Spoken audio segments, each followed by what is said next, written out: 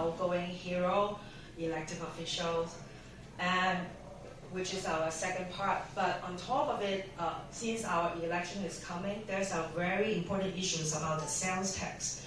Measure MP is the one that in the ballot, and we're very lucky today that we have two speakers to help us to correct or inform us what is the most important thing about this Measure MP.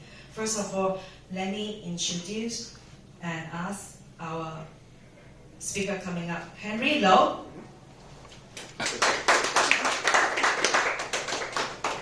And our speaker, Peter Chen. The floor yours. And we can get right into the conversation. Thank you very much, Dora, for inviting myself and Peter to today's luncheon. And great to see so many of you here today from near and far. And why don't I get right into it? So, Measure MP.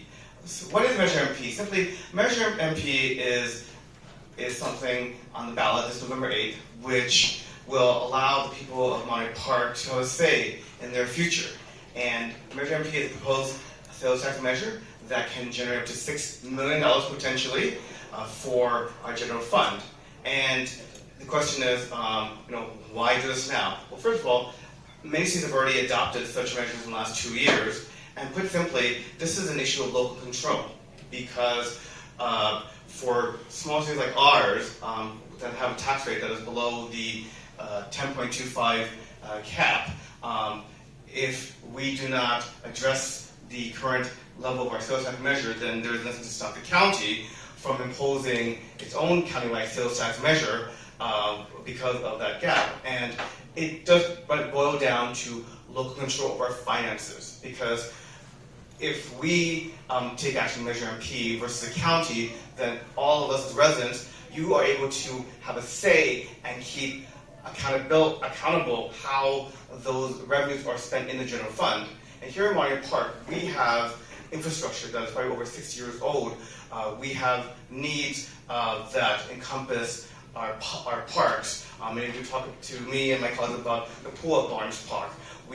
Public safety is something that's important to all of us, because oftentimes people ask me, what are you doing to recruit and retain officers in the police force? Our paramedics, our fire, we all cherish our local fire department, and we take pride that we are one of the few cities that has our own fire department. But again, we need to be able to provide the equipment, the personnel support to keep them going, and then our library. Our library, which I think is one of our jewels in the community, because again, we are one of the few cities that have our own libraries, and people want to make sure that it is supported, is able to continue providing the quality services from to tutoring to its collection, to also being able to provide hours that make sense to the needs of our families.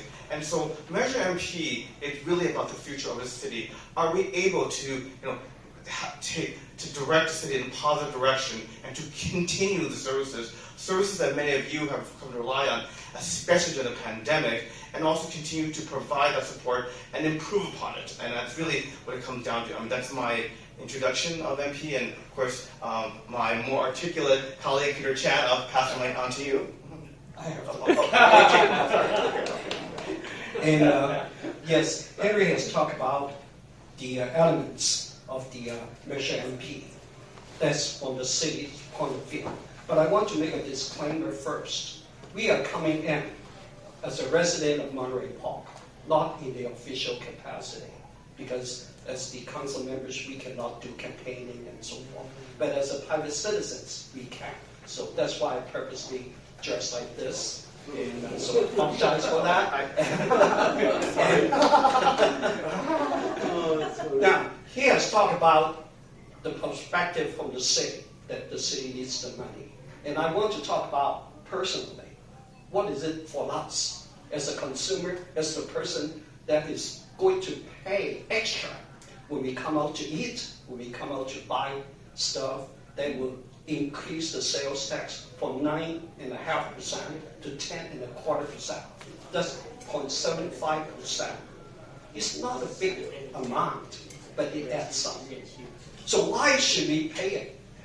Now, one biggest question is why we pay it. I can tell you, in Monterey Park, the sales tax, that's in the statistics, that's in the numbers. People can lie, but numbers don't. Over 50% to around 60% of the sales tax the city collected are from people out of the city, from other cities' people coming to Monterey Park to eat, like people from Blvd, like people from Whittier. They come here, they eat, they buy, they spend money, but we, the city, collect the sales tax. And more than half of the sales tax collected are from people from outside of the city. So that's a benefit to the city. To me, I think it's a good deal because we only 40-something% of the people, the tax collected are from the city, our own residents. So we have more than half, 50% more, is from people from outside. So we get money from outside and just subsidize the police, the fire, to whatever that Henry has mentioned. So that's a good deal. And we, other than City of Monterey Park and City of Rosemead, every city in the San Gabriel Valley and the LA County, and I don't know about the other cities in LA County, but in San Gabriel Valley, it's only Monterey Park and Rosemead, remains at 9.5%. So, talk about ourselves. We not only spend money here in Gong, but we also spend money to eat in different restaurants and buy things in Ralph or Costco's, Home Depot, whatever. But we also went to Alhambra. We also went to San Gabriel. We also to Los Angeles. We buy from everywhere. So we used to get paid 10.25%, other than Rosemead and Monterey Park. So we get used to it. That's what's happening. That's the state of life. That's the fact. So we are paying 10.25%, regardless. So that 0.75%, yes, is an increase, but will it kill us? Will it hurt us? I don't think so. Say we go to some other cities to eat, to buy stuff. Is the sales tax percentage is your concern that you want to buy things or not? I don't think so. You like your clothes, you like this t-shirt, you will buy it, regardless it's 10.25% or 9.5%, you will still buy it. So this is the least concern of what you want to buy or what you want to eat. So I was talking from the perspective of our own selves. So I think that's the reason why we should support the Mercer MP. So Henry, you have anything else? No, thank you very much. I think between both of us, hopefully that was a good summary of what Measure MP is. And I don't know about our time schedule, but yeah, I mean, we're open to a few Q&A. If time permits, I know that you have other speakers as well. So. Just a question, okay? Is the Measure MP going to finance the 1688 Garvey? That's the project. Good news. CII. Will it? The sales tax should support that. So what Measure MP will do, it will augment our general fund. And so I think, I know there's a lot of accusations out there that Measure MP was put solely for this Good Views project. And I can tell you right now that, as council, when we had this conversation about Measure MP, when we even went out to the community and had this conversation about the need to enhance the revenue, the reason that we took this community and also just have the conversation was really looking at how can we support and improve general services like parks, public safety, fire, libraries, and that's really what the intention of Measure MP. you want to add anything else? Sure. Thank you, Mayor. And thank you for the question. It's a lot of misinformation out there because it's election time. Everything is political. And so even in the council's communication, and people are talking about it and spread a lot of rumors and misinformation out there. So good that Ivana asked the question so we can clear the matter. Now, let me spend a little bit of time because this is important, because some people are using this as a political reason for their campaign. So I want to clarify what's going on and feel free to answer more questions. Okay, we have No. more questions. No, wait, I have more to. I'm just starting. But please go ahead and eat. Don't worry about us, we can eat later. Yeah, so it started many, many years ago when this place, this look was a concern to the city. This look is unstable, it's not safe. And years ago, I think in the 80s and the 90s, there was landslide. And I don't know if long-time residents may still remember it. Half of the garbage is blocked because of the landslide. So it creates a lot of problems. And that problem remains unsolved until now. So what happened is that a few years ago, I think it's around 5-6 years ago, that we are predicting or forecasting El Nino, a lot of rainfall. And that slope was targeted as the #1 dangerous area that we need to fix. So we have already, starting at that time, contact the landlord, the property owner, who's in China. And numerous notifications were put out by the city to the owner, but it was ignored. And then I got involved because the city find out from the tax return, the person that did the tax return was Miss Mary Wong. It happened that I know Mary. So I called Mary, and the city, of course, they asked me if I know Mary. I said, yes, I know Mary. So I called Mary and I say, can you contact the landlord for us? And that's how we started to contact the landlord. It's initiated by the city. But the landlord actually refused to meet with us. Did not do anything after numerous contacts through Mary. Still nothing happened. So the city eventually has to go to court and get the court order. As you know, once you get into court procedures, everything has to be transparent because the court will notify the plaintiff and the defendant. They will not just keep one side and don't let the information out to the other side. So it was very transparent. And then at that time, when the property owner in China knew that it's under the court procedures, then they come to talk to the city. Only at that time that they come to the city and talk to them. But under the city attorney's advice, I am not supposed to talk with them because I don't want to mess up my position as the council members. So I did not see them, I did not talk to them.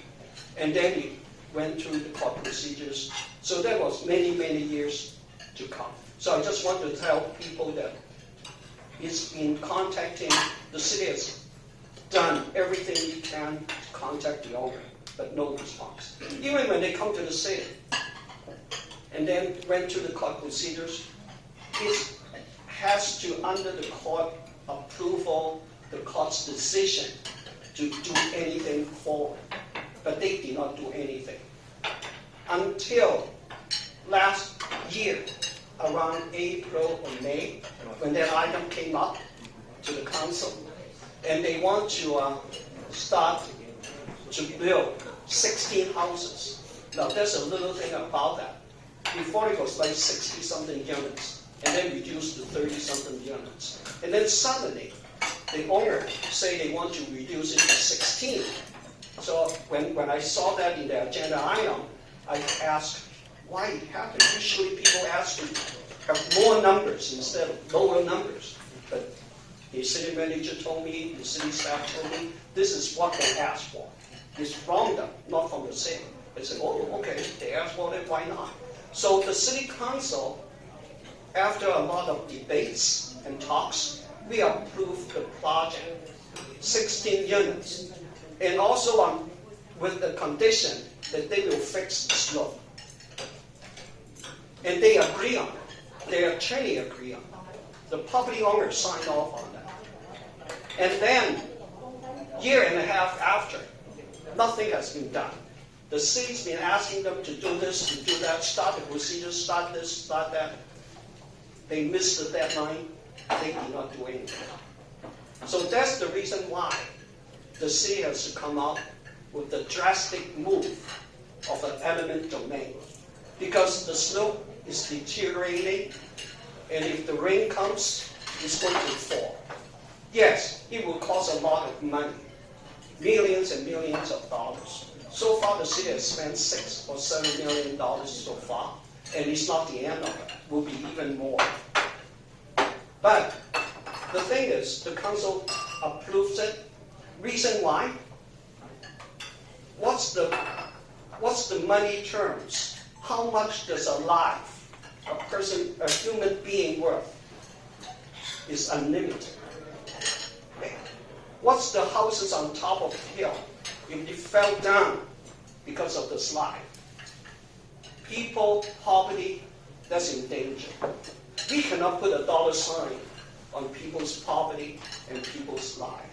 And then when the slope came down, if it happened, then if you're unlucky enough to drive at that time on Garvey, you get buried under the soil and all the mud. What would you do? What would you say? Then the cities did not take the precaution, did not take action. That's why you caused so much damage. So the city has to take that action to protect lives and properties. And we cannot say money is a factor. Of course, money is important, but safety is more important than money. And people have been talking about the city is not transparent in talking about the money terms. But I can tell you, you can read and see the video from the council meeting of the budget area. Because I talk about that, because I saw in the budget, the reserve in the city, the unrestricted portion, that was $4.something million, will be depleted to zero. And I publicly, on record, I asked the question. I say, what happened? Why is it depleted to zero in the next few years? And the staff say because of the slope. That's why. So I have talked about that in May, starting in May. I've been talking about that. So it's not that the city wants to hide anything. It's that people just did not read the stuff or did not care what's going on. We've been upfront and we've been telling people this is what's going to happen. But the considerations and a lot of thinkings, as I said, we cannot put a dollar sign for people's lives. So that's why we have to take the drastic action of taking back property. And as for what kind of property or use would that be, I've been suggesting a park. Because we cannot, the city will not build houses, we will not make money out of it, but we want to recover all the money as much as we can. And the hillside property, it's like around $6 million, and there are property in Armani that's worth around $2 million. So that's $8 million that we can recover, or do something about it. And the city has to come up with some plans how to replenish the reserve. But that's for the future time. But we are doing everything we can to make sure that people's lives and property is safe. You want something to get? Again, thank you very much. I think one of the accusations out there is that somehow this is subsidizing a private project, and what is the public good when you're eminent domain? Well, Peter already touched upon it, but the public good is we want to make sure that slope is stable, so that when the rain comes, it does not cause an auto accident. It does not accidentally bury a pedestrian or their family. That is the public good, and we have an obligation to look at the public interest. And again, that is the reason why, again, when the argument that what is the public good, that's the public good. It is the public safety. Oh, I'm sorry. Yeah. Hi, I don't really have a question. I just have more of a comment. So I used to live at 1611 Garvey, which is the soft-story apartments across the street. It's actually not in Monterey Park. The road is Monterey Park, but the property is actually Alhambra.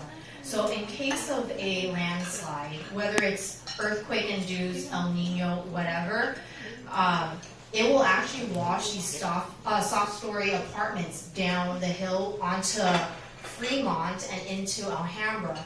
So if something like that happens, you wouldn't even find my body anywhere near the apartments. I'd be floating somewhere in Alhambra. So this implicates not just the city of Monterey Park residents, but also Alhambra.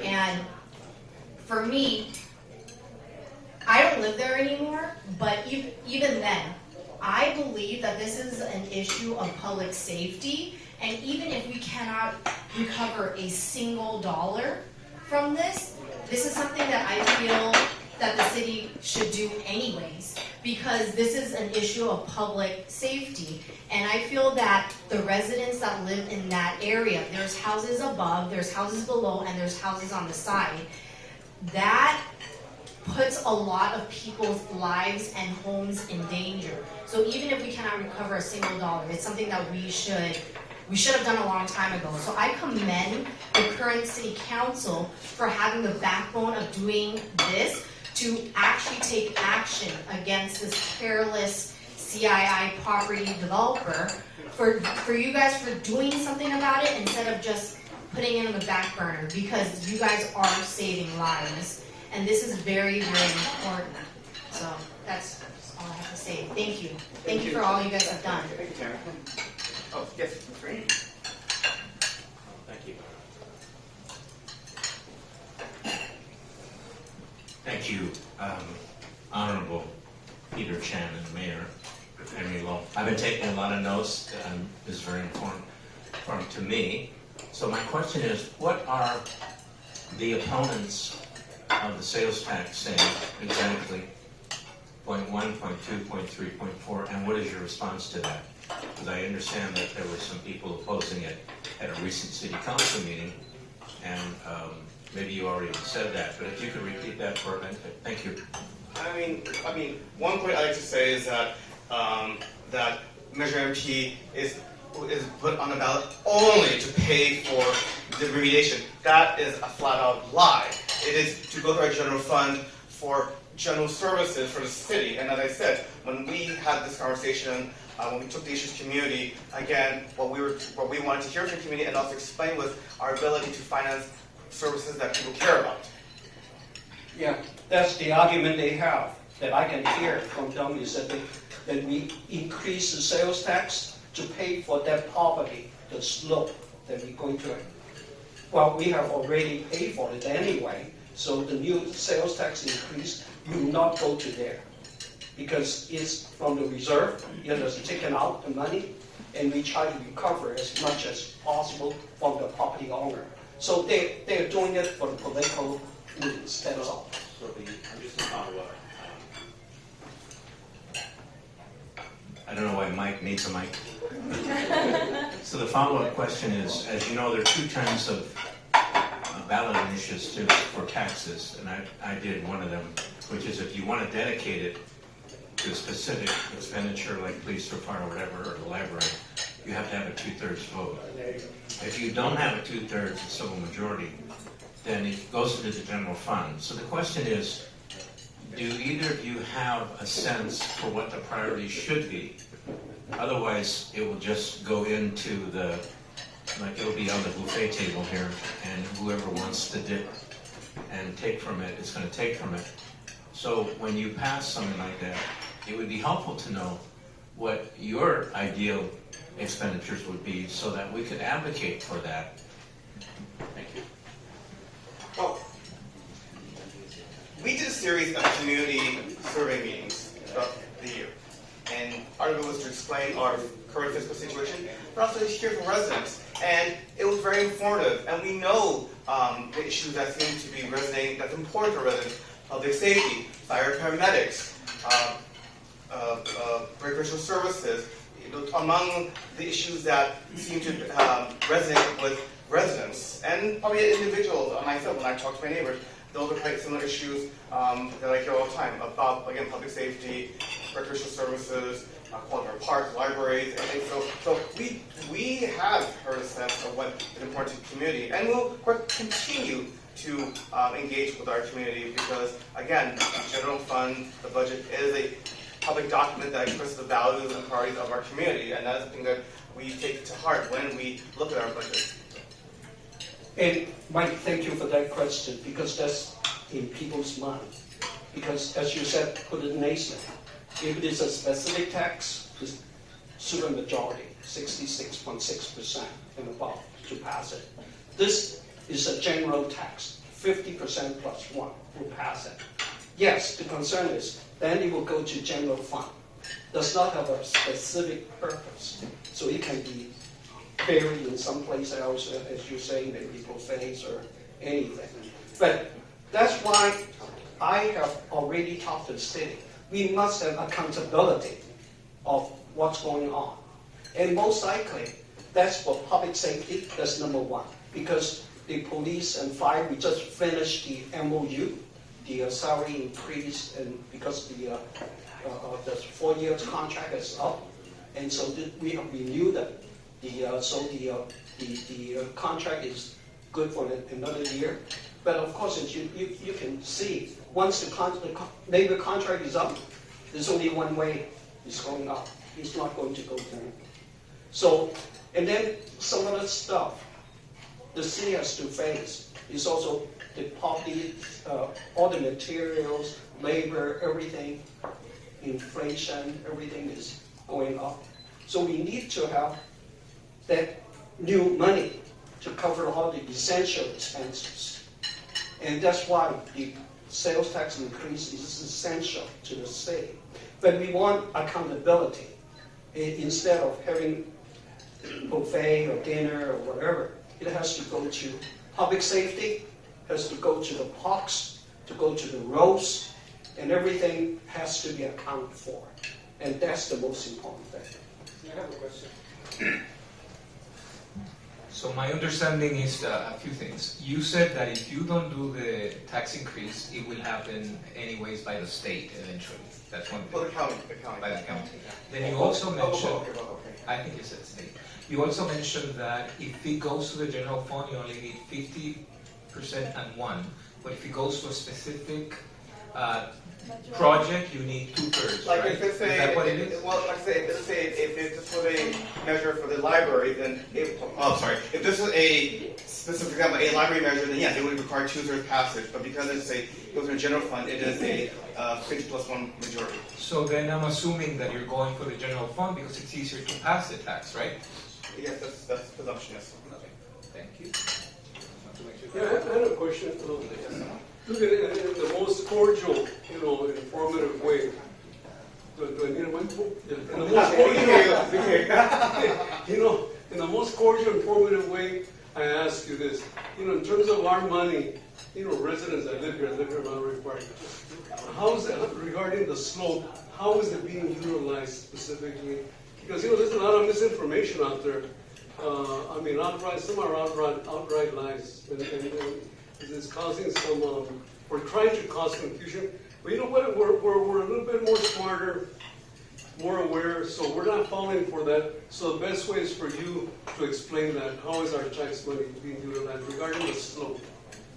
I mean, well, if you drive past the project right now, I mean, you probably see pylons, you probably see earthmoving equipment. We are working to abate it because we, again, know the rainy season is coming, and we want to make sure that, again, in time, or at least if not fully, but at least partially mitigated or abated before the next rainy season. And that's what we are trying to do, because you've seen over the years, yeah, you've lived here for many decades, Jaime, I mean, you see the tarps we put, there are temporary measures, and so what we are seeking are more long-term solutions to address that issue so that you don't have to worry about slides and its potential to harm motorists, harm families and pedestrians, people who use that area, who walk in that area.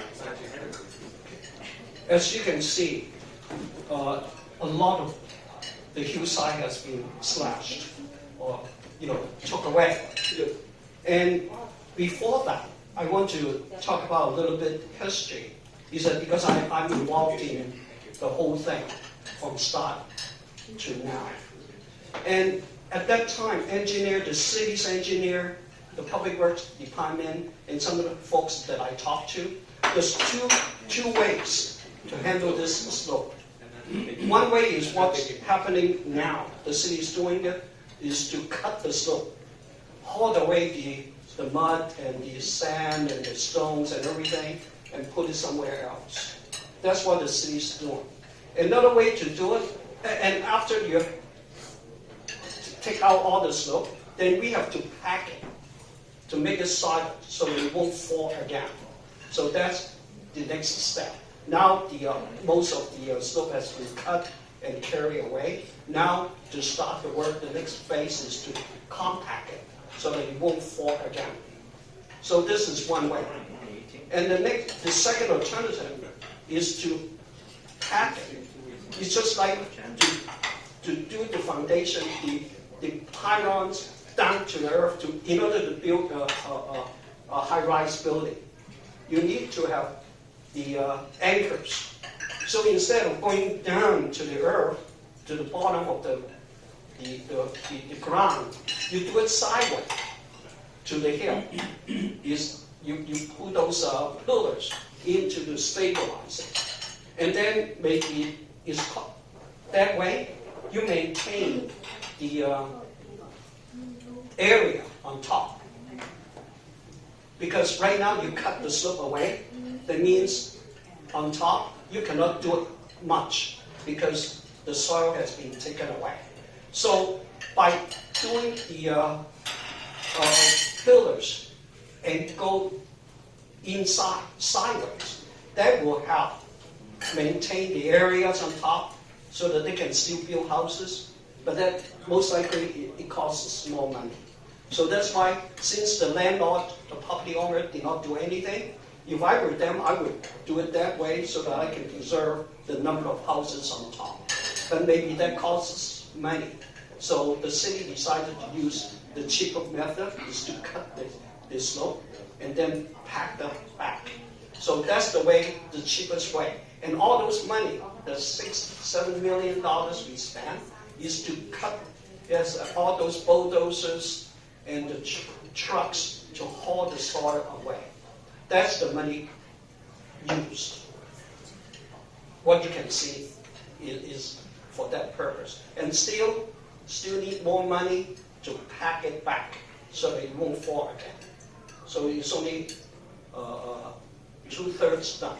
So you still have 1/3 more to finish the job. Thank you. Thank you. I'm sorry, ladies and gentlemen, we have to conclude the first session here. Thank you very much for Henry and I hope. I'm sorry, I had one more question that I think can help you with this. And I know our treasurer, Joe Leon, already thought of that, but there's a big fear that gasoline prices are going up and down, inflation.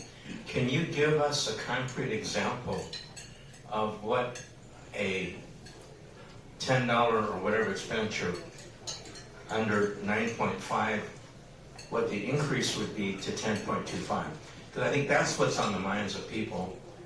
I was looking for the ballot description to see whether there was a chart, but if people knew specifically, I don't know any math majors here.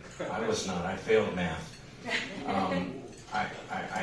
I think that would help. Does anybody know what a difference is from 9.5 to 10.25? 75 cents. 3/4. 75 cents. $10. If you spend $10, will be 75 cents. Okay, so that's what you have to, so it'd be the difference of what? Of a cup of coffee every week or something like that? No, Anyway, if you one could third of a coffee. make it, 75 cents can be substantial, but if you make it into simple terms, you could say, would you give up the cost of a cup of coffee so that we can have public safety? And if you go to any other city, you would spend that anyway. Thank you. Thank you. Thank you very much. And I can say a senior coffee in McDonald's is $1. So Less than that. yeah, less than a senior coffee. You go to Pranos,